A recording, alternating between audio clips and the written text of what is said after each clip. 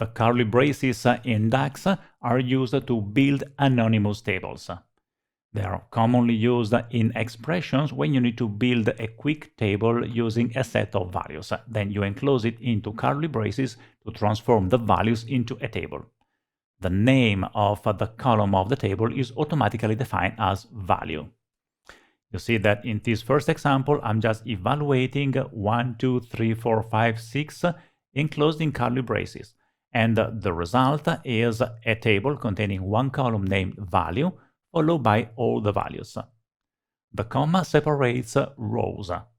If you need to place multiple columns in the same table, then you can use parentheses to build tuples.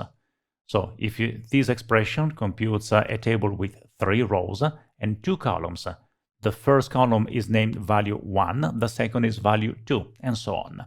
The first is a number, 1, 2, 3, and the second is a string, A, B, and C.